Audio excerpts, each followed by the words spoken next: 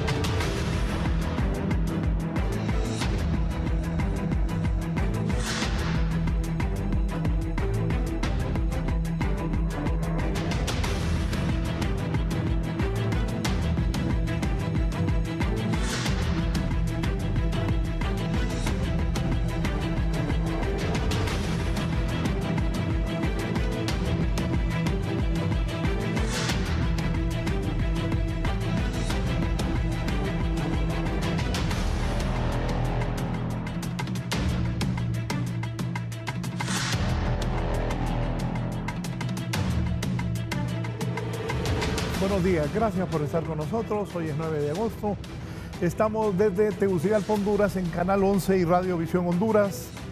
Los altos niveles de deserción escolar, la educación del país. Hoy vamos a hablar, tengo grandes invitados. Está don Armando Uceda, exministro de Educación, es también catedrático de la Universidad Nacional Autónoma de Honduras. Don Armando. Un gran placer acompañarle, Raúl, como siempre que me invita, pues me siento muy honrado, y con colegas profesores, pues venimos a aprender, ¿verdad? Y a compartir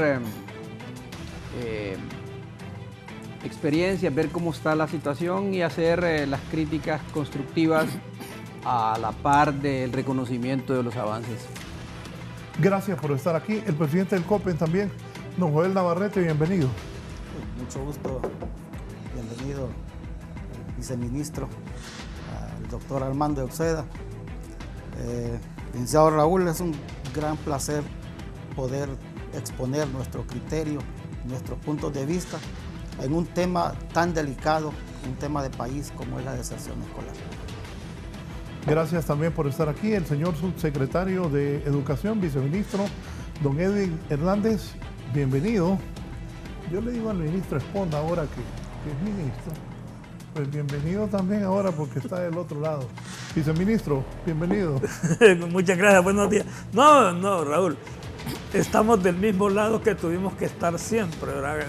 Conduciendo los procesos educativos con los compañeros dirigentes magisteriales. Yo no me considero ex dirigente magisterial, me considero todavía parte. Entonces, colaborando con el país, con la refundación, con la compañera Xiomara, en desarrollar este tipo de situaciones que siempre nos han llamado la atención y que estamos dispuestos pues a hacer lo mejor de nuestra parte.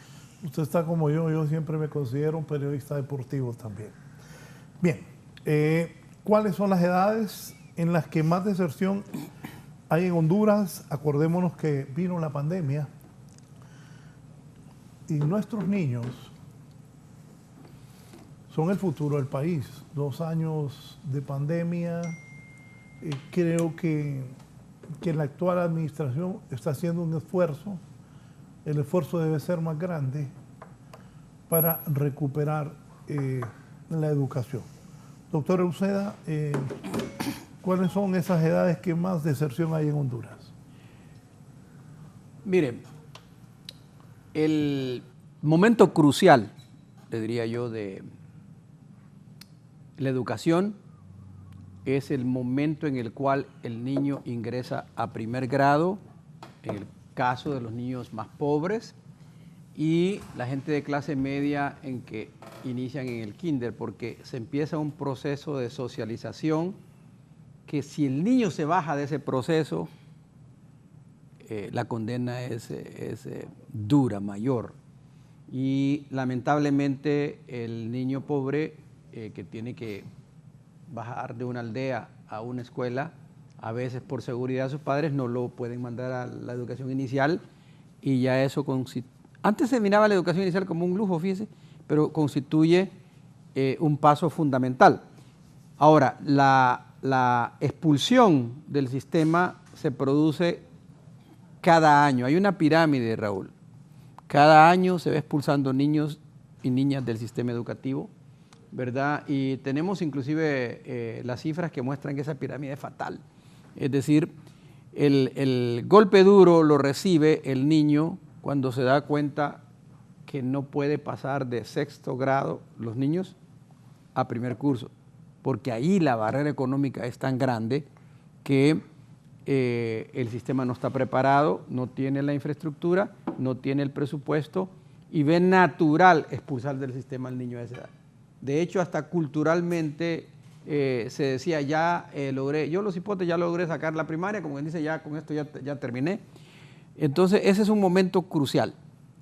El niño que ya llegó a 6º grado, pero también ocurre que si el niño llegó con sobreedad, fíjese bien, a la primaria, esté en el grado que esté, cuando el niño tiene 14 años, 15 años, ya la escuela primaria no le da la bienvenida culturalmente. Ya se siente como que es un niño que no debería estar ahí, y si viene de un hogar pobre, ya el niño tiene capacidad de hacer algunas tareas y lo meten en el trabajo infantil, y ahí el que entra al trabajo infantil es difícil recuperarlo, Raúl, porque le significa al hogar un ingreso, pero no logra la familia y la sociedad misma ver ese niño a la edad de 30 años. Entonces, eso yo diría que son los 3 momentos más difíciles. Luego, la gran exclusión de la educación superior, que eso es dramático, es también un momento trágico para la juventud, pero tiene que ver, el factor principal, las cifras lo dicen, es que muy pocos jóvenes se gradúan de secundaria. La inversión que el gobierno hace en secundaria, Raúl, yo estoy tentado a decir que es probablemente inferior a la que hacía hace 30 años. Es decir, cuando cerramos el siglo, como un 36%, compañeros, estaba en la escuela secundaria.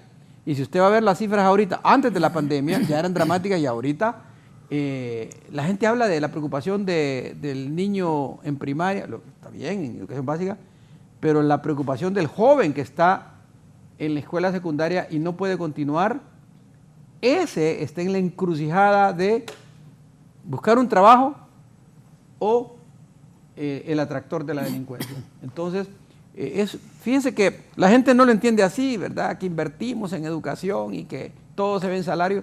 En todas partes del mundo todo se ve en salario. En educación, pues esa es una actividad de servicio. En salud también, todos se ven pagar los médicos y una gran cantidad se ve en eso. Cuando la actividad es de servicio, lo normal es que se invierte en salarios, ¿verdad? Y en ese sentido, la pregunta, volviendo a su pregunta, hay ciclos de expulsión naturales. El que no llegó a primer grado es un dolor de cabeza, el que de 6º grado no pasa a primer curso, el que llegó con sobreedad es otro problema, y el que no logra entrar a la educación superior, ¿verdad? Son los momentos donde hay mayor deserción del sistema. Y luego, Raúl, miremos la simetría. Sus hijos y los míos o iban a la universidad o se titulaban. Pero ¿por qué los hijos de nosotros sí ponemos esa presión social y a los hijos de la gente pobre no ponemos? La sociedad no pone esa presión, ¿verdad? Individualizamos los resultados, maximizamos los resultados de nuestros intereses y minimizamos los resultados de los pobres. Profesor Joel. Sí, así como lo estaba explicando el doctor Euseda, pero creo que hay mucho más énfasis todavía en la edad de 14 años a 17. Sí. Es que todavía nosotros como sociedad, el hecho de la prebásica todavía no lo tomamos como tan responsable, sino que lo miramos todavía como algo, como un lujo, que es ir a esa parte de inicio, que debería ser todo lo contrario. Nosotros deberíamos de apostarle a eso, tener una educación prebásica de primer nivel, para empezar. Ese sería el peldaño más contundente para empezar realmente este proceso educativo. Luego, la otra parte es en el tercer ciclo de educación básica. O sea, cuando nosotros estamos hablando ya de edad de 12 años a 14 años, es cuando se inicia también otro grupo de deserción. Y luego se incrementa más, repito, en la edad de 14 a 17, que es precisamente educación media. Ese paso para darlo de educación básica a educación media es donde tenemos el talón de Aquiles en este momento en la deserción escolar. Viceministro. Sí, yo no lo manejo desde el punto de vista de deserción, yo más que todo lo meto en el plano de la exclusión, porque cuando en educación manejamos el tema de deserción es te matriculaste este año y te fuiste. Entonces crea una confusión, porque precisamente eso es lo que la semana pasada hubo mucha discusión con relación a la deserción, y yo planteaba que en Honduras ahorita, si lo hablamos como deserción como tal, hay 0 deserción, más bien se están matriculando nuevos jóvenes cada día, ¿verdad? Por la cuestión de las migraciones y los retornos. Entonces, yo creo que es exclusión, algo que es normal y no debería ser normal en el sistema capitalista de producción, ¿verdad? Que no se da el énfasis necesario en el proceso educativo. Por otro lado, pues, para nosotros la educación es un derecho humano.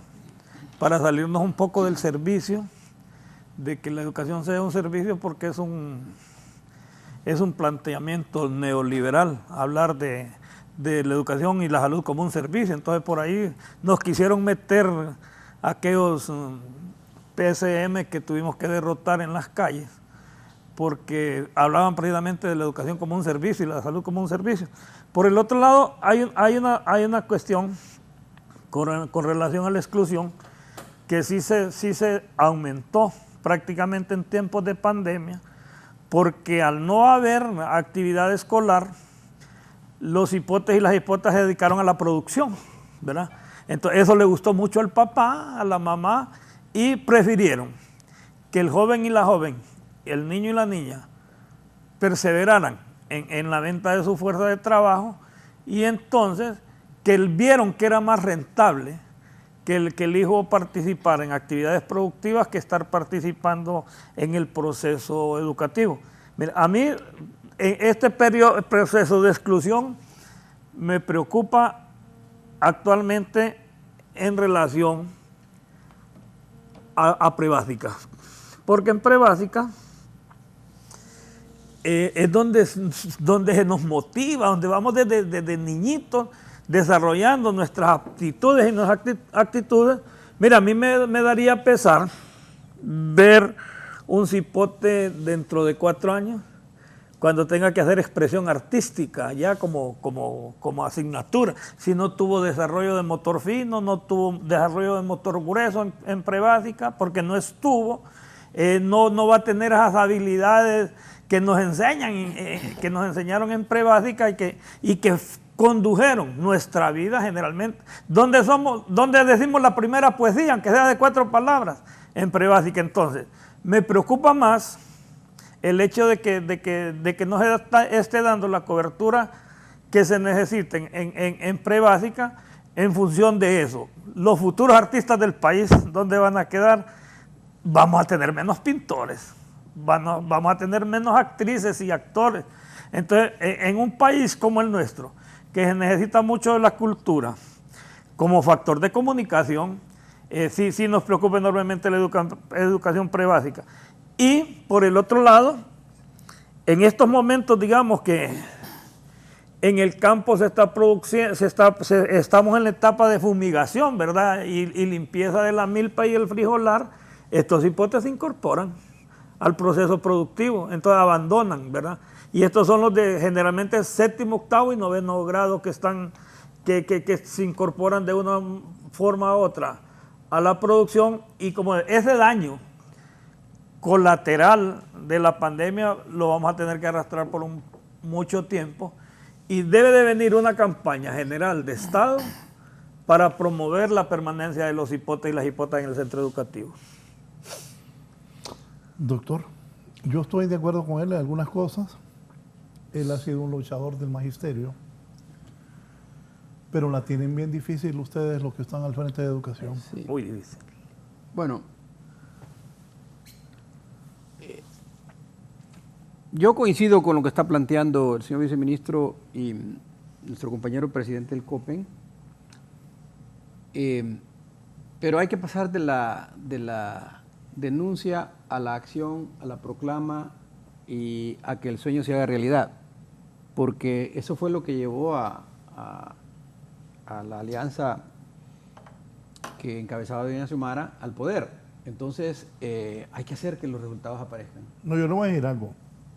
Esponda era perro para estar aquí, que no sé qué, ahora que demuestre. Y el profesor también. Es que no es fácil. Usted Sí. fue funcionario, yo fui funcionario. No es lo mismo verla venir que platicar con ella, y peor estando en el gobierno. Correcto. Porque en el gobierno la gente es haragana. Yo a este le digo, hace tal cosa, y si no lo hace, lo quito. En el gobierno la gente no hace caso y ahí sigue. Miren cómo se ríe el viceministro. Es cierto. Entonces, O sea, lo que me preocupa, doctor, 2 años de atraso en la educación en un país tan pobre como nosotros. sí. Y aquí vinimos y se señalaba que había que mover ese fideicomiso en Conatel, que había que poner mientras... Bueno, las escuelas y colegios siguen sin internet. Sí, Y ya van 6 meses correcto. y no han hecho nada. ¿Dónde Entonces- está el convenio de Lorenzo Sauceda, presidente de Conatel? ¿Dónde está el convenio de Ondutel? ¿Dónde está el convenio del ministro de Educación? Van 6 meses. Mel, ponerlos a trabajar, ¿no? Solo si me permite voy a hacer hay un avance. El doctor Luther Castillo ya nos presentó una propuesta en relación a eso, con todo lo que tiene que ser una sala virtual o el proceso de un verdadero canal que junte la televisión y la cuestión tecnológica con el proceso educativo. Creo que esta plataforma tiene 62,000 libros de texto, ¿verdad? Nada más que, claro, como dice Raúl, falta la implementación del internet, ¿verdad? Falta todas esas situaciones, pero que se van avanzando poco a poco, porque sí necesita pero mucha inversión del Estado en la dotación de internet y sobre todo los aparatos inteligentes. No seguirle engañando, Y no seguir engañando. mintiéndole a la población. Sí, No, porque... Mire, yo fui presidente de Conatel. Que se junten Carlos Montoya, Lorenzo Sauceda y El ministro. Esponda. Pero ya van 7 meses. Y llevamos 2 años de atraso, eso urge. También a Tigo, a Claro, a todos, a Cable Color, que vean en qué Hay que ponerlos pueden claros. ayudar todos esos. Hay que ponerlos claros. Sí, hombre. Solo ganancias y ganancias a los que han sacado del Estado. Pero ahí viene un punto importante. Hay que partir de reconocer que el responsable de la política de Estado de educación es el Estado. Y que el Estado tiene su escenario para el debate de la política de educación, que es el Consejo Nacional de Educación. Y que la ley señala que el Consejo debe estar presidido por la Presidenta de la República en este caso. Y si ese brazo político se hace presente, las cosas cambian. Porque si desde ahí la empresa privada va a entender, esto va, ¿verdad? No están dejando que la voluntad antojadiza de X funcionario haga esto, haga lo otro, sino que hay una política de Estado para reducir la inequidad en materia de tecnología de información, en acceso a las tecnologías. Esa política de inequidad, Raúl, no golpea tanto a la educación básica, porque en la educación básica, y se lo he escuchado también al maestro viceministro, la educación básica, aunque nos duela, hay que abrir la escuela porque se necesita la interacción de los niños para socializar. Mire, la mente no escolarizada no se puede escolarizar con el mejor iPad, sino con el niño y la niña. La presencia del docente. Y la presencia del docente, ¿verdad? Correcto. Como conductor. Y la otra cosa, mire, que nosotros hemos vendido la idea de que la escuela es un escenario de peligro. Ahora una pregunta, ¿y los profesores ya están yendo a trabajar? Esa es una de las Es denuncias que han aparecido mire, en la... Porque los profesores iban al estadio, iban a chupar, hacían fiestas, pero no, la pandemia. Bueno, aquí están las autoridades que pueden decir cómo están las cifras. Si uno pone la lupa en una escuela determinada, va a encontrar que hay problemas, ¿verdad? Y que no está llegando un profesor, pero probablemente pone la lupa en otro lado y va a encontrar que hay escuelas que nunca han cerrado. En la famosa escuela de Santa Cruz de Yojoa, y felicitamos es un religioso, el padre que dirige esta escuela, que nunca ha cerrado y va para adelante. Y es una escuela de gente pobre. Y hacen olimpiadas y todo. Entonces, creo que hay que ver todo el panorama, Raúl, y señalar que la sumatoria de los esfuerzos que están haciendo es significativa, pero no da para que haya un proceso, y aquí voy a usar la palabra que es el gobierno, de refundación de la educación. Se va a mejorar, pero se necesita ideas más radicales, ¿verdad? Como las que está haciendo Raúl, de una presencia sistemática de supervisión que no sea punitiva, que sea creativa, pero que garantice que la escuela está dando los resultados que antes daba y que puede dar. En el tema de las tecnologías que mencionamos, Fíjese que, repito, no es en la escuela básica tanto el esfuerzo. Ahí hay que apoyarse, ¿verdad? Hay que hacer que llegue. Pero esa es una pirámide. A medida que usted llega a 7º, 8º grado, se vuelve cada día más necesario incluir la tecnología y depender menos del aula tradicional. El niño de 7º, 8º, 9º ya necesita tener presencia tecnológica. Y en la educación media, que esa es la zona abandonada, Raúl. Sí. Esa es la zona memorística, esa es la zona donde los laboratorios están cerrados, donde los colegios técnicos no han recibido la inyección financiera necesaria, ¿verdad? Y que ya no basta con decir en los 12 años anteriores tampoco se hizo. Yo aquí lo he dicho en presencia suya, no se hizo, ¿verdad? Cargarán históricamente con esa sanción que la historia hace, pero de aquí para adelante nosotros tenemos que ver que ahí hay un problema que cada día que pasa se va a traducir en un joven que va a salir con un título que lo habilita para hacer algo que no existe, ¿verdad? Porque la educación práctica, la educación técnica necesita de una actualización permanente de equipo y ahí sí se necesita la alta tecnología. Entonces, yo diría que también, fíjese, viceministro, podemos copiar de fuera, porque yo estudio este tema, la mejor aula del mundo, la aula tecnológica más bonita y todo. Pero aquí la sustancia, la esencia está en la inversión que se haga en la... Ya me va a pasar la de mi expresidente. ¿Cuál es el presidente? El que cayó. Uno que cayó, sí. No fue Mel, pues. Dije aquí diga, hombre. Cuando digo mi expresidente... Mel fue que se cayó, a ver. Cuando digo mi expresidente... Mire el viceministro, enfóquenmelo. Mire cómo se ríe, porque recuerdo que fue Mel el que se pegó ese platanazo. Sí, fíjate que estoy viendo que esta sillita usted me la puso medio desatornillada para ver si me pasaba la misma del expresidente Mel. Bueno, lo que quiero señalar es que ahora la visión propositiva, acompañada de resultados medibles, y aquí viene un tema que es fundamental. El viceministro dijo, y me alegré escucharlo, de que él sigue siendo, nunca va a dejar de ser gremialista y todo, pero quiero decirle algo, por experiencia propia. Antes de que, con Joel estábamos platicando, yo soy Copen desde que se fundó, desde antes de que se fundara. Estuve en el Congreso en la noche en que Lino Álvarez y el equipo de dirigentes magisteriales de media presentaron, se les aprobó la creación del Colegio de Profesores de Educación Media. Es importante tener ese sentido de pertenencia a un gremio, pero también hay vida, amplia vida, fuera de lo gremial. Y desde el momento en que uno entra al escenario en la cual la vida se vuelve la vida de un funcionario público, uno se vuelve en primera instancia funcionario público y responde a los intereses que esa nueva dinámica le demanda, con la ventaja, y eso lo dice el Grupo Patria en un documento que salió hoy, esta mañana me lo mandaron, la madrugada, de reflexión sobre los 6 meses de gobierno, con la ventaja que tiene educación, que erróneamente, por ejemplo, y digo, usted quiere nombre, ¿verdad?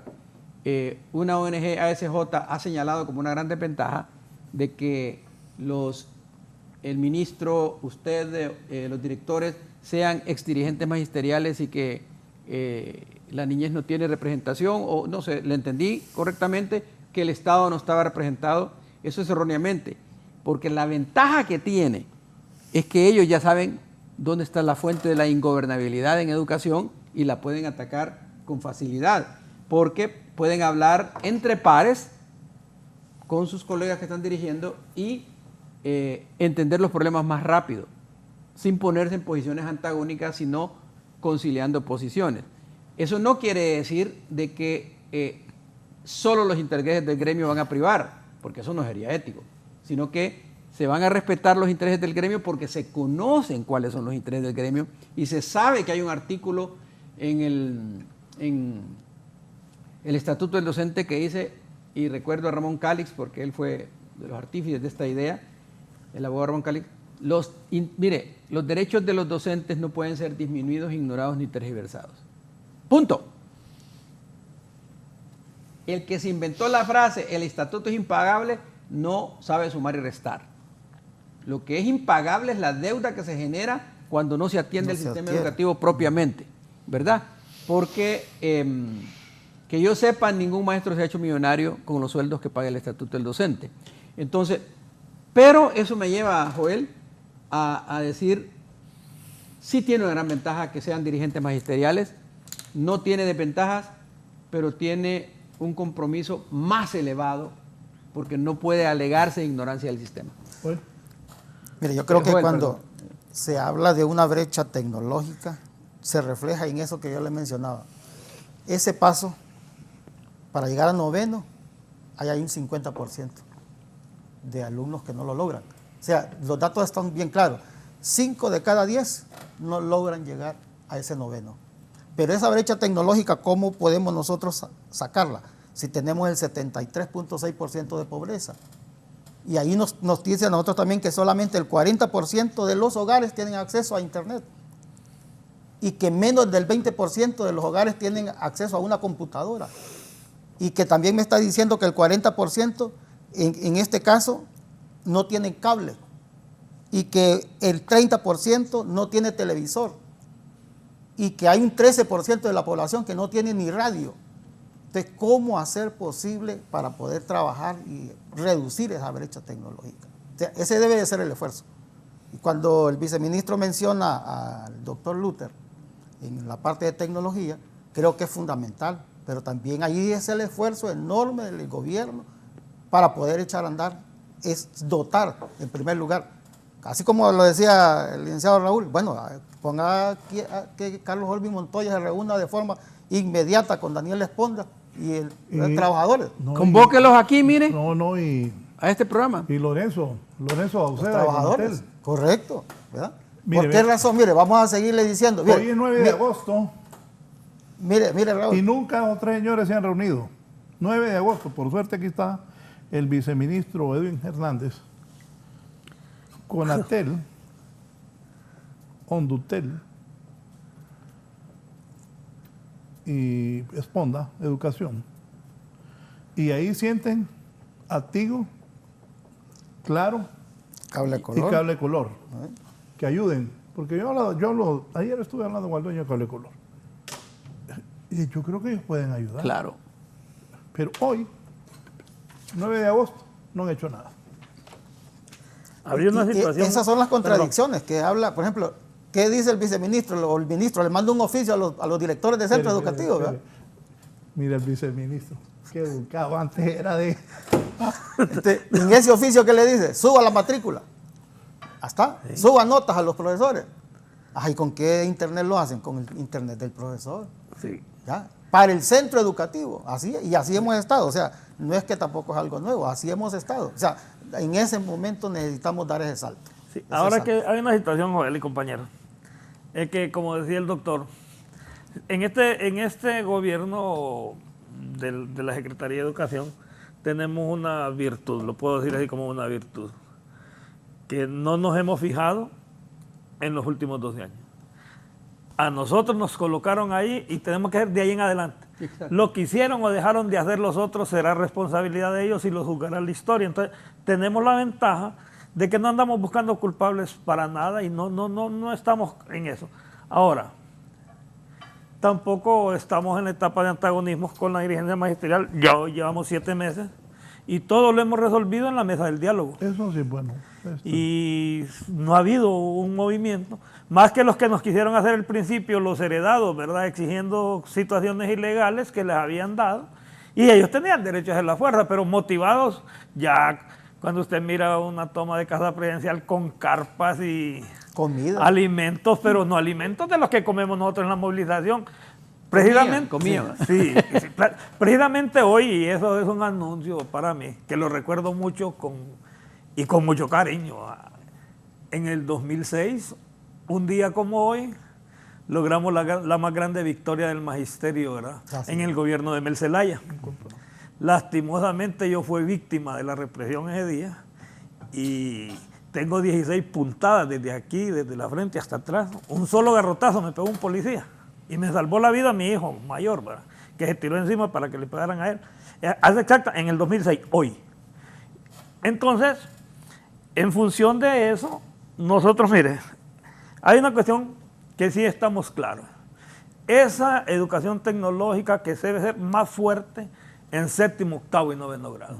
¿Verdad? Que es donde los hipotes van a tener la mayor motivación de investigación, siempre liderada por el docente. O sea, no libertina, sino que sí. Mire, nosotros tenemos, yo trabajaba siempre en el Centro de Educación Básica Santiago Mejía en las minas Lepaguares. Y en ese centro teníamos internet de una de las empresas grandes, ¿verdad? Pero desde Conatel nos la regularon. O sea, ¿qué hacíamos los profesores los primeros días? Y hay que ser honestos, los miércoles era la Champions. Y entonces nos metíamos con los hipotes de séptimo, octavo, noveno a la sala de los partidos de la Champions. Vino un tiempo, entonces nos cortaron eso y nos dejaron solamente las cuestiones educativas que teníamos que ver y las investigativas.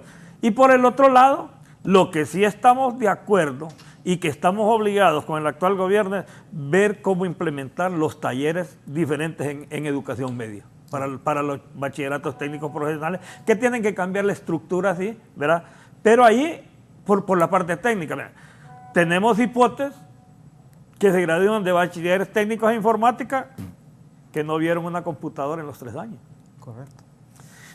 Tenemos compañeros en mecánica automotriz. Correcto. Que les están enseñando el uso del carburador todavía. Los carros ya no tienen carburador, anillos, platinos, condensadores, que eso ya no existe en la mecánica tradicional. Entonces sí, se necesita una buena inversión en función de los talleres. ¿Para qué? Para que estos hipotas y hipotas que se gradúan en el nivel medio no lleven la idea de ir a trabajar solamente en las maquilas, porque para ahí están saliendo. Y está bien, un sector productivo que por lo menos da sustento familiar, pero que no debe de ser así. Por eso, doctor, nosotros hemos criticado mucho ese traslado, así como quien trae una computadora de un país a otro, que nos trajeron ese proyecto experimental educativo de Chile, que todavía estaba en experimento y nos traen a nosotros el currículo nacional básico como parte ya fuera de contexto, lejos de nuestra realidad, sin ningún sustento teórico de por qué trasladar de un solo ese experimento de Chile hacia Honduras que nos ha hecho fracasar definitivamente. Entonces sí, tenemos que trabajar en una nueva currícula, ¿verdad? Basados en ese proyecto de qué tipo de hondureño queremos tener para el futuro. Pero ahí viene un problema.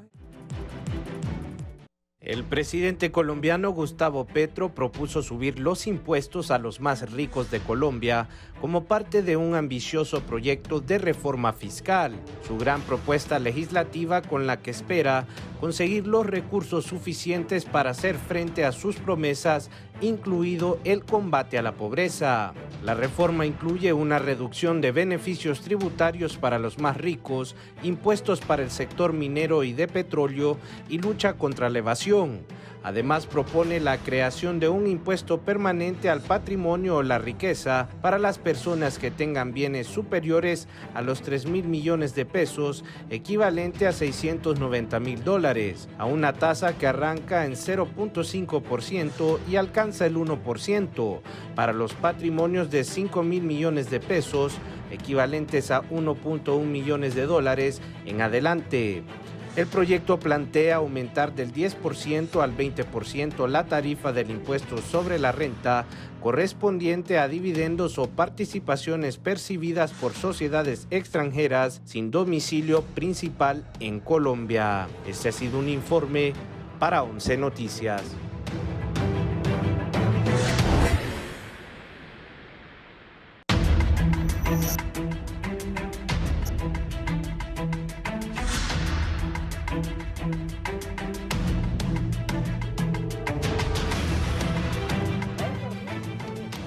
¿Cómo sigue el avance para el regreso a clases presenciales? ¿Qué tan efectivas han sido las acciones tomadas por las autoridades para controlar el abandono de estudiantes en las aulas de clase, viceministro? Mire, o sea, yo creo que dentro de lo que cabe, ¿verdad? Porque nosotros no hablamos de nueva normalidad porque no hay nueva normalidad, ¿verdad? Pero dentro de lo que cabe y dentro de lo que ha sido, nosotros creemos que es aceptable con relación al déficit que hubo de asistencia en los centros educativos. Pero falta mucho por promover, acercar. Necesitamos de repente una campaña más fuerte en los diferentes municipios para promover, porque si bien es cierto, en las zonas urbanas tenemos mucha presencia de estudiantes, pero tenemos algún déficit en la zona rural, y a mayor postergación, más déficit de estudiantes en los centros educativos. Y lamentablemente este déficit se está viendo más en el sector del tercer ciclo, en séptimo, octavo y noveno grado, que es el que tenemos que buscar la forma de acercar a las alumnas y los alumnos.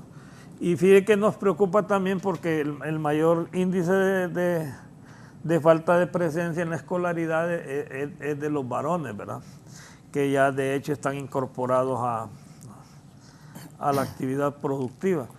Pero sí hemos tenido muy buena respuesta, inclusive creo que más arriba de lo esperado en cuanto a matrícula. De hecho, también se mantiene abierta la matrícula aún por esa cuestión no tanto de la movilidad, ¿verdad?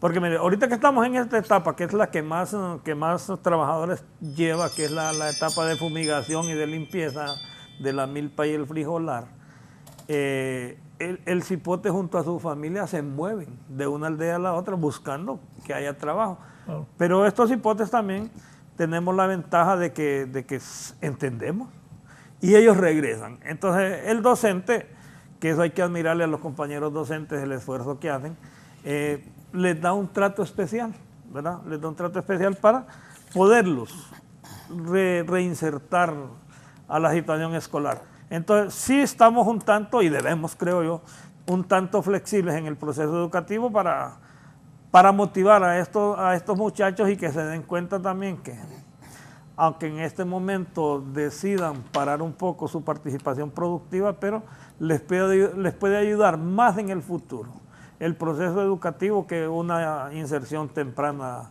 al proyecto productivo. Bueno, yo creo que cuando miramos estos factores socioeconómicos tan difíciles en el país, hay un factor, se nos menciona por ahí que hay más de 55.072 niños y niñas que han migrado, que han cambiado la mochila escolar por la mochila de la migración. Y eso es bastante grosero para el país, ¿verdad? Que ya no solamente sea el papá que esté migrando. Entonces, cuando miramos esos factores, que de cada 10, 3 terminan educación media del país. Entonces, cada momento miramos allá que cada 5 de cada 10, y hoy 3 de cada 10 en media. Entonces, eso, a medida que es lo que decía el doctor Euseda, a medida que esto aumenta, ya el ingreso a la universidad es mucho más reducida todavía. Entonces, y los que logran salir de la universidad es mucho menor todavía. Entonces, cuando nosotros miramos estos factores de pobreza, la migración, la violencia intrafamiliar, cuando miramos también el desempleo, esa brecha tecnológica, el trabajo infantil, que es lo que mencionaba el viceministro ahorita, ese trabajo infantil, tenemos más de 600.000 niños y niñas que están trabajando. O sea, como país tenemos una situación que tenemos que darle una respuesta inmediata para poder sacar este flagelo de trabajo infantil. Honduras se ha comprometido en la cuenta de los ODS, Objetivos de Desarrollo, y también la Agenda 2030, también, y no vamos a poder lograr nosotros reducir el trabajo infantil en el país. Entonces, necesitamos crear políticas públicas. Eso es lo que necesitamos, crear políticas públicas para poder apalear un poco la situación del desempleo. Porque muchos padres al final lo que dicen, no vas a ir a la escuela porque no tengo cómo mandarte. No, pero díganme algo ustedes tres que saben. ¿Qué es lo más urgente que se puede hacer que sea efectivo para la educación? Porque con todo el tiempo que hemos perdido, sí. O sea, ¿qué es lo que hay que hacer inmediatamente? Miren, La clave para salir de este atolladero en que estamos es el conductor del proceso y ese es el maestro. Desafortunadamente, y esto es histórico, no hemos hecho la inversión en la educación permanente, en la formación permanente del docente, desde preescolar hasta media, ¿verdad? Cosa que en el nivel superior sí se da, que hay un permanente apoyo dentro de las universidades. Pero lo que antes era el INICE, fíjese bien, dejó de ser el gran atractor de capacitación. Yo tuve la oportunidad de ver, Raúl, cómo el presupuesto que se invierte en la formación permanente de los docentes, eso es nulo. Y no sé cómo está ahora, viceministro, el presupuesto y cómo van ahorita en actividades de capacitación permanente, porque eso es lo central, Raúl. Si el maestro recibe no capacitación trillada de que estoy aquí sentado para que me den un diploma y me voy al escalafón, ¿verdad? O a la unidad de reclasificación de docentes, no, sino que si la dirección distrital, la dirección departamental, fueron creadas esas estructuras en tiempos del presidente Reina, si esas unidades fortalecen su brazo técnico para apoyar a los docentes, va a tener usted impacto en el aula. Pero si el docente, como dice nuestro presidente del COPEN, solito tiene que ir a ver cómo se las arregla consiguiendo internet y a ver si el hijo le ayuda o algo, eso no va para ningún lado. Entonces se necesita que haya una, más que infraestructura, oiga, es la infraestructura mental del sistema. Los activos intelectuales del sistema están en la cabeza de los docentes. Si usted no mueve esos activos intelectuales, usted puede poner la computadora más avanzada que tengan y no va a obtener los resultados que desea. Entonces, cuando usted ve el presupuesto de educación, siempre ese renglón es el sacrificado y el pobremente ejecutado. Esa es la regla número 1. La otra es que la escuela fue expulsada del hogar. A lo largo de la última década se metió. Mire, desde el hecho que el presidente no recibía a la dirigencia magisterial, que los negaba, que no existían para él, entonces se negó la validez, la legitimidad de la escuela como amigo natural del hogar. Y eso se perdió, no se ha recuperado. Entonces tienen que hacer un gran esfuerzo, ¿verdad?, para que vuelva, sobre todo la gente más pobre, la gente en el hogar, a creer que la escuela realmente es un espacio indispensable para que se crezca en comunión su hijo, cultive la felicidad, aprenda un oficio, aprenda a vivir en el siglo XXI. Sin la escuela no hay posibilidad. Entonces, sin embargo, ¿qué es lo que dice la gente? No, yo dejé mandarlo porque iban a perder el tiempo por huelga. Y además, cuando uno ve en la escuela donde estaba ese niño no habían huelgas, pero como eso es lo que oye, que se repite la imagen de deterioro, de que la escuela no sirve para nada y que los maestros son cómplices de que esa escuela no sirve para nada, sin darnos cuenta nosotros que es nuestra escuela, donde a mí me educaron en una escuela pública, Raúl, sagrada mi escuela, mis maestros, a ellos me debo. Eso ya no lo repiten los niños de ahora, ¿verdad? Yo recuerdo a mi maestro de 5º grado, Mario Melgar, que fue la estrella que me iluminó. Recuerdo a mi maestro de matemática, que fue el que me dijo, tenés para la matemática, muchachos, eso es lo que tenés que estudiar. Ahora la gente le dice, lo saqué de la escuela porque ellos no van a nada. No es cierto. Entonces, la venta de una imagen de la escuela pública, que a propósito, la pandemia ha mostrado que la escuela privada tampoco se queda con las medallas colgadas en el pecho, en general que la escuela no sirve para nada y que lo mejor es que aprenda un oficio, ¿verdad? Eso es el enemigo que hay que combatir. Esas dos cosas, el maestro y la legitimidad en el hogar. Lo demás, comprar computadoras, hay que levantar los edificios, todo eso tiene solución, ¿verdad? Cuando yo estuve en Proveco con un equipo fabuloso que teníamos ahí, después del MICH, el presidente Flores inauguró 1.300 escuelas, pequeñas, de 1 a 2 aulas, en 2 años, sin precedentes, porque tomamos la participación de la comunidad, porque la comunidad, si sobraba cemento, lo regresaban y nos decían, mire, aquí liquidame, nos sobraron estas nuevas, no se me olviden, Cucuyagua, estas nuevas bolsas de cemento sobraron, y la escuela que construían ellos valía la mitad de la que construía el FIS al lado, porque la intermediación era muy cara. Entonces, quiere decir que si usted a la comunidad no la toma en cuenta, si usted a los maestros no los educa permanentemente y si usted sigue con esa tontera de creer que la escuela no sirve para nada, entonces usted está condenando el sistema a vivir permanentemente fracasado. Rita Lara, Tegucigalpa. Buenos días, Rita. Hola, muy buenos días. Y la verdad que lo que yo les quiero compartir es una apreciación muy personal. Y espero no se vaya a molestar ninguno de los invitados, porque la mayoría de los invitados lo que hacen es atacar a la gente cuando no piensa como ellos. Yo estaba escuchando muy atentamente que uno de los caballeros estaba dando una lista de por qué el sistema educativo no caminaba. Pues yo le quiero decir que anoten una más, y es la mala calidad de las clases. Ahorita en pandemia es donde más se dio cuenta quiénes son los que realmente tienen las mejores oportunidades. Y yo tengo muchas amigas que están en docencia, y yo les decía, yo solo les voy a hacer una pregunta, una sola pregunta. ¿Ustedes quisieran que sus hijos recibieran las clases que ustedes dan en el sector público? Todas se quedaban calladas, porque los niños en el sector público ni tan siquiera recibían clases. Es más, desde antes de la pandemia, ¿quiere que yo le diga algo?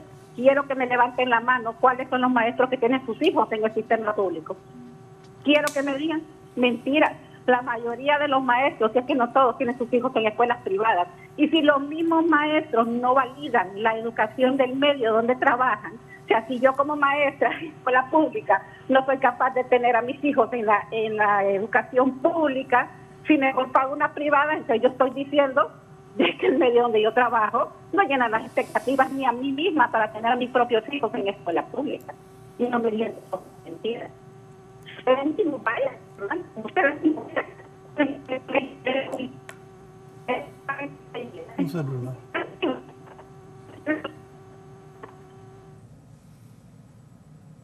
Sí, se perdió la señal de Rita, pero de lo que le captaron. Sí, mire, hay una situación con relación a lo que decía el doctor Euseda, y es que la formación docente está obligada a ser una formación continua, dinámica, permanente, porque por los mismos cambios naturales en los estados. Y encontramos que existía muy poco presupuesto para la capacitación docente. Pero en vista que nos estamos reuniendo con los rectores de las universidades públicas, un grupo de cientistas de la educación y las autoridades de la Secretaría, y el nombre no importa, nosotros le decimos refundacional, pero si es causa roncha, no lo tomemos como así. Estamos trabajando en un nuevo proceso educativo que va a durar años, que no se va a terminar en el presente gobierno. Pero precisamente una de las decisiones a las que hemos llegado es que se debe de aumentar el presupuesto para capacitación docente. Correcto. Y que se debe de fortalecer las unidades de capacitación, no solo lo que nosotros le dijimos inicio, sino que un proyecto general que tenga que mover más bien la capacitación docente hacia los diferentes departamentos o municipios, ¿verdad? Entonces, ¿por qué? Yo me gradué en el 2006, algo tengo la necesidad de aprender desde el momento en que me gradué hasta el momento actual. Entonces, la capacitación debe ser permanente, especialmente en el uso de tecnologías, que es donde más debilidad demostramos los docentes en tiempos de pandemia, ¿verdad? Entonces, estamos conscientes de todas esas situaciones y creemos nosotros que acompañado de una fuerte inversión tecnológica e inversión en talleres, va a cambiar el rumbo de la educación. Pero claro, debemos de estar conscientes. No es una actividad de cambiarla en el mismo año ni de un año para otro. Tiene que ser un proceso largo. ¿Por qué? Por los altos costos que significa también estos cambios para la educación, pero que no es un gasto, ¿va?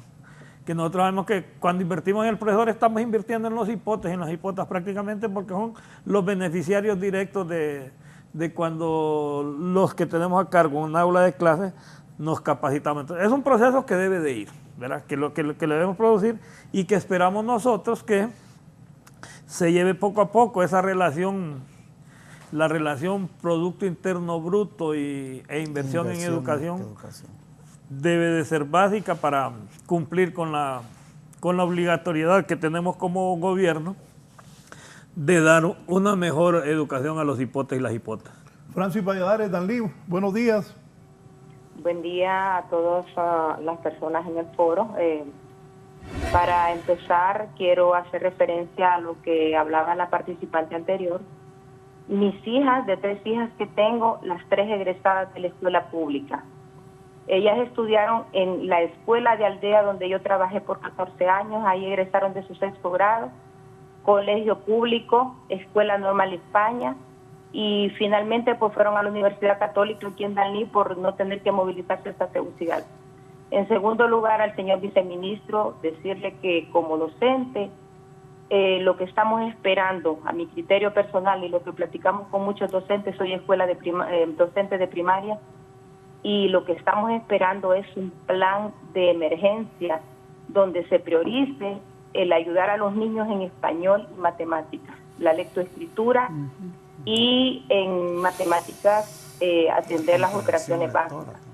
Porque yo le pongo el ejemplo, tengo un 5º grado que cuando nos retiramos, esos niños estaban empezando 3er grado cuando la pandemia. Entonces, sabemos que la educación no fue igual durante estos 2 años. Y los niños, usted puede ver las carencias que tienen en lectoescritura. Y yo trabajo en una escuela donde yo solo imparto la asignatura de ciencias naturales, pero yo me he comprometido a ayudarles a ese grupo a que mejoren en las matemáticas, porque yo antes impartía la clase de matemática, clase, por cierto, donde se responsabiliza al maestro de todo lo que pasa. Y el problema en la asignatura de matemáticas es que los niños traen una mala base. Y cuando el papá ve que el niño fracasa en la asignatura, que es de donde depende la mayoría de los reprobados, entonces el culpable es el maestro, ¿verdad? Pero ahorita tenemos niños en 4º, 5º y 6º grado que no se saben las tablas, niños que no están escribiendo correctamente, que no le leen correctamente, y eso es lo básico, donde se debería de priorizar esas 2 áreas y todos nos deberíamos de involucrar. Y lo demás, pues, sabemos que vamos a mejorar si atendemos esas 2 áreas. Muchas gracias a todos. Gracias a usted. Me dicen buenos días, Raúl, saludos cordiales. El tema de la compra de libros también es tema serio para la educación. Gran parte de los libros educativos provienen del exterior, lo cual le quita trabajo laboral a nuestros hondureños. Decía, profesor. Sí, cuando hablamos de priorizar para poder recuperar un poco esa matrícula, tal como lo decía compañero también, viceministro, es exclusión. Creo que el 2021 se cerró con 1.140.000 y tantos fuera del sistema educativo. Y que el incremento de la matrícula, aún con todos los desaciertos, ahorita se incrementó la matrícula en 2022 a 1.800.000. Eso nos da a nosotros, sin ser matemáticos como el doctor Euseda, ¿verdad? Nos da a nosotros que hay 700.000 niños y niñas que están fuera del sistema educativo. Y que no es tanto lo que dice esa organización, que no hay que mencionarla, ¿verdad? Que dice que 500 se van cada día. Ya no hubiera ni un alumno en el centro educativo. O sea, hay cosas que también hay que saber de dónde vienen. Sí. Ahora, sí hay salida, sí hay, eso no lo podemos negar, pero que es importante enfocar el sistema educativo hacia algo que realmente la sociedad lo determine como algo prioritario. O sea, eso es lo que tenemos que empezar. Claro. Que el padre de familia visualice la escuela como algo prioritario para su familia. Entonces, eso, si no, vamos a seguir lo que hemos hecho todo este tiempo. ¿Qué es lo que se ha hecho todo este tiempo? Desprestigiar a la carrera docente, desprestigiar al docente. Y eso ha sido mancomunado con todos los sectores. Aquí no vamos a hablar de un solo sector. El desprestigio ha venido desde el Estado mismo. Entonces, ¿por qué a un grupo, por qué entonces tenemos que reorganizar el sistema educativo? ¿Desde dónde? De la infraestructura. Tenemos un abandono en infraestructura. De 23.000 centros educativos tenemos más de 14.000 centros deteriorados totalmente. Tenemos que empezar por eso. Imagínense que estamos en pandemia y tenemos de esos 23.000, solo 4.000 tienen agua.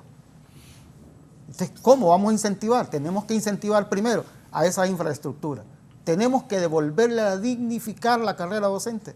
Eso es importante para la Claro. sociedad, porque entonces no vamos a seguir. ¿Quiénes forman los futuros abogados, los futuros profesionales? Somos los docentes. Entonces necesitamos dignificar esa carrera docente. La formación permanente de docentes, hay que retomarla. Es prioritario para el Estado. También la dotación tecnológica. Si nosotros no tiramos desde el Estado una política pública de dotación de tecnología, necesitamos hacer acciones comunitarias. Ya el doctor ahorita dio un hecho del pasado, cómo se hizo, y nosotros incluso en el centro educativo, uno de los que yo trabajo, se hizo, se ha hecho la construcción con un comité ejecutor de proyectos. El dinero se deposita en una cuenta, se hace una estructura y de ahí se está pagando y se está buscando la obra de la comunidad, la mano de obra de la comunidad. Si nosotros no involucramos a la comunidad, Claro. eso no vamos a salir adelante. Vamos a hacer más de lo mismo, que ese edificio me cueste 20 millones y tal vez el costo de real es de 3 millones. Eso es lo que necesitamos desde el Estado. Empezar, ¿por qué razón? Porque necesitamos estimular al padre de familia. Que ese padre de familia que está desempleado, nosotros podemos decir, bueno, aquí tiene un contrato por lo menos por un par de meses para que él pueda tener el estímulo y ese niño ya no se salga de la escuela. Recordemos, uno de los flagelos terribles es el desempleo y por esa razón, cuando ya no hay capacidad, el niño tiene que ir a trabajar. Entonces se nos viene otro problema más, que es el trabajo infantil. Sí. Si nosotros no hacemos el estímulo al padre de familia, de la comunidad, pero no tirar proyectos a lo loco, no, sino con un ordenamiento, con una cuestión natural de la población. Eso es lo que ahí es inversión social que necesitamos ahí. Lo otro es necesario estimular a los estudiantes. Yo le decía a Espinal la vez pasada, esa mochila escolar debe de ser directamente al niño, a la niña ahí en la escuela. Las becas, ya no podemos seguir tirando becas para hijos de los ricos. Necesitamos llegar a ese 73.6%. A ese necesitamos darle las becas, el estímulo directo. Necesitamos acá el Estado también. Los ricos que paguen. Correcto. Necesitamos, mire, el Estado necesita ahorita recomponer la merienda escolar, el bono de la matrícula gratis, ¿verdad? El bono de transporte. Esa parte social que se lo robaron los gobiernos anteriores. Necesitamos devolvérselo a la sociedad. Ulises Molina, desde Justical Polancho. Don Ulises, buenos días. Buenos días, licenciado. Buenos días, licenciado. ¿Lo estamos escuchando? Ok, felicitarlo por el programa y a sus invitados. Creo, licenciado, que la educación pública está muy deteriorada. Yo me siento orgulloso de lo que era antes la educación pública. La verdad que pues antes los niños en realidad iban a aprender. Incluso ahora pues los que quieren aprender también van a aprender, pero la verdad que está muy deteriorada y eso lo demuestran los mismos maestros, pues, porque aquí en Juticalpa, por decir algo, la mayoría de los maestros, el 95% yo creo de los maestros, ellos mismos dicen, con sus actuaciones dicen que la educación pública no sirve, pues, porque ellos mismos, sus hijos los echan en las escuelas privadas. Aquí todos los maestros, la mayoría de los maestros, sus hijos los echan a las escuelas privadas. Entonces, eso le indica a usted que la escuela pública no sirve. Ellos mismos están diciendo que la escuela pública no sirve, que por eso sus hijos ellos los llevan a otro lado. Entonces, está muy deteriorada la educación. Hay que trabajar mucho en esa área, porque la educación pública debe de ser igual que antes, pues muy buena y debe ser igual que antes. Gracias. Me dice, buenos días, soy Alexis Ordóñez, secretario ejecutivo del Consejo Nacional de Educación. Quiero anunciarle que un tema que estamos impulsando con todas las instituciones del sector es la política de desarrollo profesional docente y el Sistema Nacional de Formación Docente, que estimula y potencia la formación inicial y la formación permanente de los docentes. Un tema importante es el análisis, es que la educación es reflejo de lo vivido en el país y a la vez la educación puede ser un factor de desarrollo del país. Es de doble vía, por ello el análisis de la educación no solo debe ser visto desde la misma educación, hay variables sociales, antropológicas, culturales, económicas a tomar en cuenta. Gracias. Escribe Alexis Ordóñez, secretario ejecutivo. Lo que tiene el Ministerio de Educación también es una malísima política de comunicación. Ninguna. Responda de andar en programa, ¿cómo no se arregla? Tiene una malísima política de educación el Ministerio de Educación Pública. deberían de mejorar. Y lo digo con conocimiento. Deberían de mejorar los viceministros. Porque esto tiene que ser masivo. Que el pueblo se dé cuenta qué es lo que están haciendo. Si ese hombre no me escribe, yo soy periodista. Imagínense la gente. La política de comunicación de ustedes no existe. Sí, solo que con el caso del compa Alexis, que es el secretario del Consejo Nacional de Educación, es que estamos trabajando bien cerca, lo que le decía, el proceso refundacional de la educación. Lo que pasa es que, miren, partiendo de cómo le llamemos, vienen los ataques previos, ¿verdad? Sin tener el conocimiento. Entonces, cuando precisamente el compañero Alexis es el que coordina este equipo de trabajo de cientistas de la educación, en la cual están los rectores y los administradores educativos, estamos por ahí, es que estamos precisamente en los que le planteaba. Una cuestión principal es el hecho de la capacitación docente permanente. Entonces, en lo que estamos escribiendo y vamos saliendo poco a poco, estamos desarrollando esas situaciones que antes desde fuera las medimos y que creíamos que eran necesarias y que sabemos que hoy las podemos implementar porque estamos en el gobierno. O sea, ya no nos quedamos con el simple hecho de que conocemos. Bueno, sabemos las necesidades y las llevamos. Esa es la ventaja que hablábamos al principio y que lo mencionan los compañeros de Patria, ¿verdad? Que si hay una situación ventajosa para la educación nacional es que ahí estamos los que conocemos del problema, ahí estamos los que nos chismaban la piedra en el zapato, y como conocemos eso, lo primero que estamos haciendo es ver cómo revertimos esas situaciones para hacerlas más bien una cuestión relevante en el proceso educativo. Correcto. Doctor. Sí, yo creo que, y me alegra que se comunique el doctor Alexis con este programa, porque el Consejo Nacional de Educación juega un papel muy importante. Solo leo esto de don Omar García. Estimado Raúl, tenemos un sistema educativo en ciudades, aldeas, valles, montañas y playas con agentes educadores públicos y privados orientados exclusivamente a formar y graduar empleados y no empleadores ni autoempleados, lo cual incrementa el desempleo y la pobreza en la nación. Educar para la vida, como transformó Guatemala, incluyó emprendurismo y ciudadanía y han hecho importantes avances en Honduras. Los maestros son parte del problema o parte de la solución de esta crisis generacional educativa. Noto oposición de los maestros agremiados para no incluir en la currícula desde el 4º al 9º grado emprendurismo, cooperativismo, geopolítica, democracia, interconectividad eficaz. Valores que pueden opinar al respecto sus panelistas. Sí. Claro, el espectro de la educación es muy amplio y todas esas ideas... Solo una cosita. Alberto Ramírez en Ciguatepeque. Don Alberto. Hola, buenos días. Lo escuchamos, don Alberto. Buenos días ahí a los que están ahí en el estudio de estamos juntos. Mire, don Raúl, lo que pasa es que ahora la educación se trae ese acento políticamente.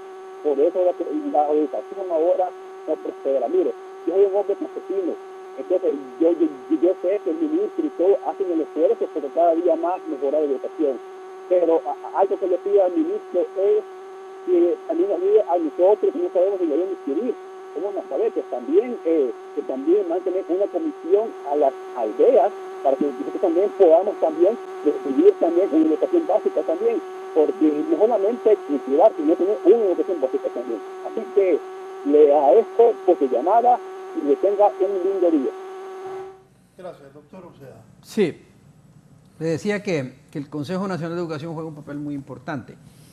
Ahora, en el Movimiento Patria, que esta madrugada sacó un documento, y señalan 3 cosas que yo quiero repetir porque las considero importantes.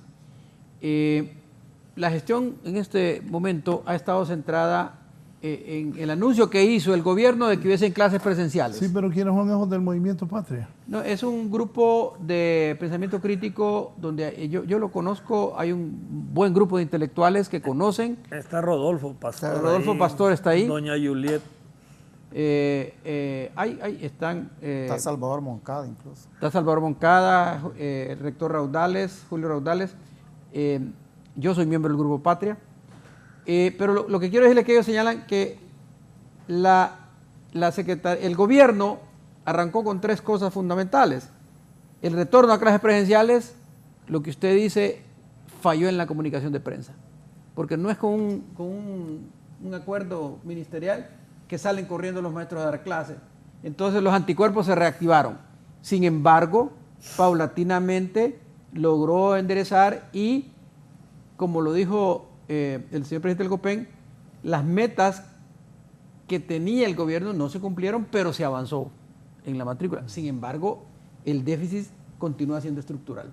Es decir, no logra convocar a la gente y parte porque la estrategia de comunicación no llegó con la fuerza que se necesitaba. Eso dice Patria. Garantizar la gobernabilidad del sistema educativo ha tenido mucho éxito. Y en parte porque los dirigentes magisteriales que están ahí saben cómo hacer gobernabilidad. Y ha entrado a un terreno que es bastante peligroso, pero necesario, a derogar las leyes educativas que emitieron en los gobiernos anteriores y que frenaron, empantanaron el sistema. Y en eso están, todavía no han culminado con la ley de imprema, ya vi que están los jubilados revueltos, ¿verdad? Pero están revisando eso. Eso hace que la campaña de refundación no empuje los otros elementos dinámicos que se requieren.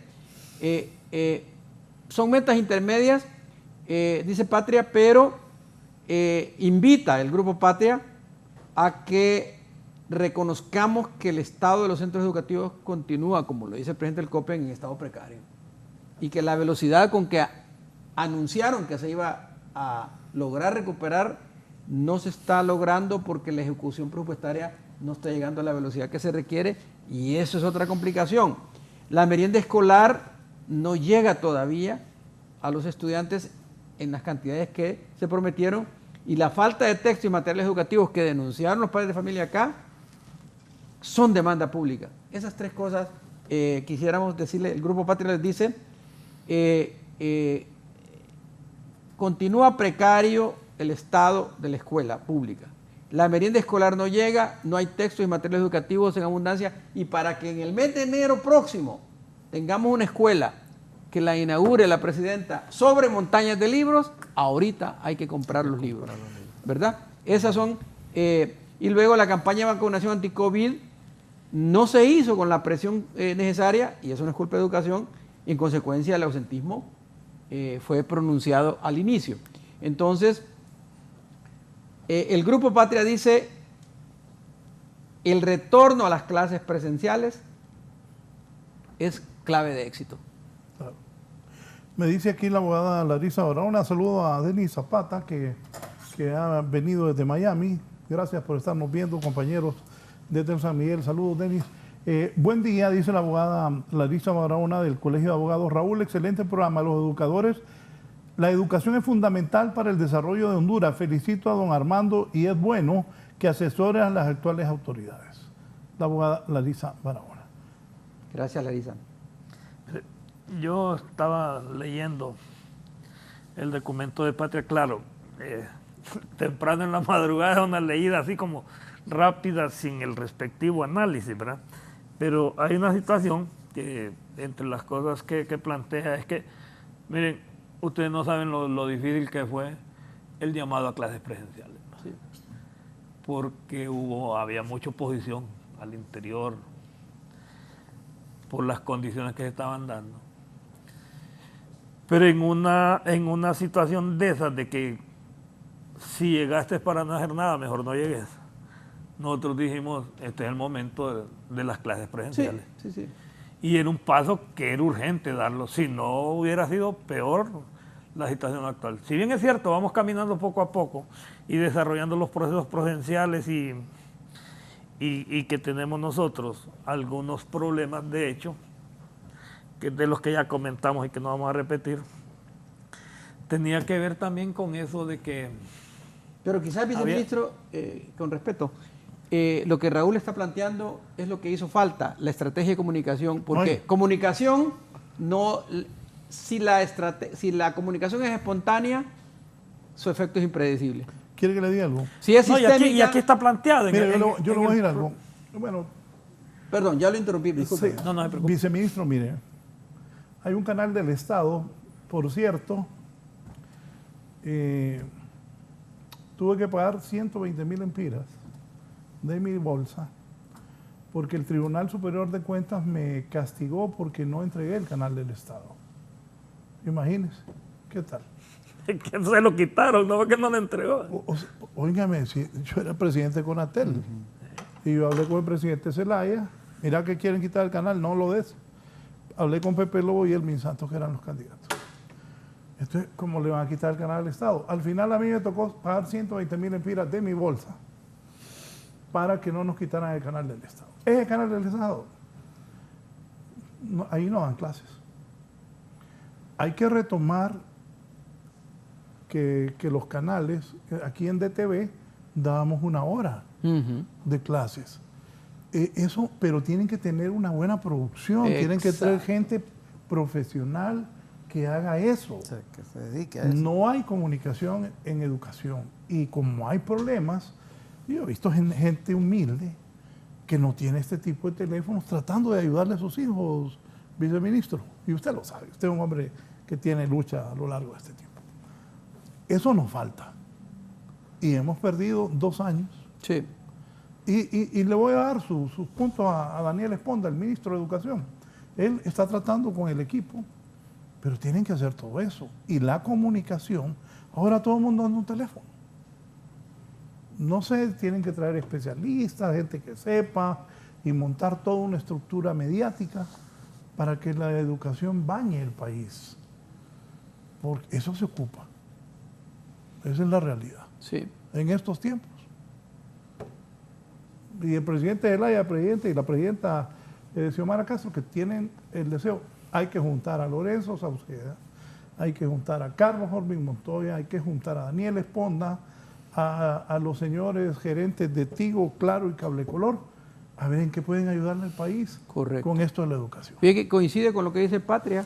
Otro retraso significativo dice que debe atender es el grave problema de la inequidad digital que tan claramente se evidenció durante la pandemia y que continúa afectando a la mayoría de los estudiantes. Conatel y Ondutel deben asumir su responsabilidad en esto. O sea que no ando tan perdido. No, ya ve. Claro. ¿Usted cómo que le dio a Patria hacer este documento? Nos está aquí a por lo menos esa partecita. No, pero es cierto, la verdad que... Sí. No, y tiene razón. Es por el futuro del país, de todos, de los nietos de nosotros, de los hipotes, de que tengamos un país mejor, pues. Se nos queda por fuera Infop, un director proactivo que ha hecho esfuerzos. Y fíjate que Freddy Pilas, hay que llamarlo. Sí, también. ha hecho esfuerzos, pero en cambio la percepción que hay es que no ha conseguido el apoyo del personal, de los trabajadores, ¿verdad? De los trabajadores. Han seguido con la tónica anterior, ni del aporte de los empresarios. Porque los empresarios en el Infop juegan un papel fundamental y en la educación. Y para evitar que el instituto se paralice, dice Patria, los empresarios tienen que decir presente y los trabajadores tienen que poner conciencia de que ese instituto es fundamental para el tema de la migración. Miren, el migrante que viene debería ser puesto inmediatamente en el Infop a recibir una capacitación que lo habilite a corto plazo, ¿verdad? Las universidades podemos trabajar en nanogrados para que se le habilite a corto plazo y encuentre qué hacer en el país. Bueno, conclusiones, profesor. Bueno, yo creo que es importantísimo atacar este flagelo como es la exclusión del sistema educativo, este abandono que se hace permanentemente. Reorientar el sistema educativo es importantísimo, ¿verdad? Tener ya un nuevo modelo para un nuevo sistema. Educar para la vida, creo que ese debe de ser la prioridad también y el esquema a seguir del Estado. Con una educación, yo creo que ahí lo mencionaba también, tener ese cooperativismo debe de ser en la malla curricular, retomar la educación técnica, que prácticamente ahorita, como decía el viceministro también, ¿verdad? Hemos quedado totalmente desfasados en educación técnica. Es importantísimo reorientar hacia y fortalecer los institutos técnicos, porque realmente es donde la mayor parte de los hijos de los trabajadores van a salir de la escuela. Esa es la parte, y lo otro es que solamente dignificando la carrera docente podemos nosotros salir adelante en este rezago escolar que tenemos. Gracias al profesor Joel Navarrete, que ha estado con nosotros. Él es el presidente del COPEN. Doctor Uceda.